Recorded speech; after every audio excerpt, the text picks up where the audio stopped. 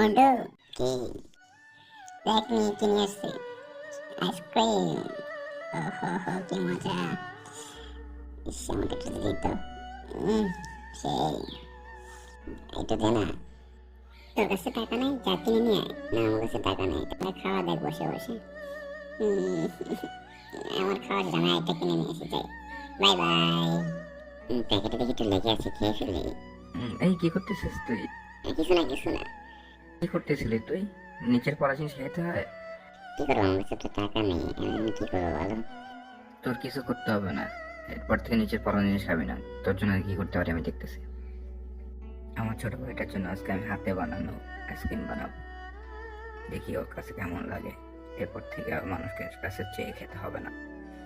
আমি বানাই ফেলছি আইসক্রিম। চোখ খুল। আইসক্রিম। অনেক মজা হয়েছে ভাই।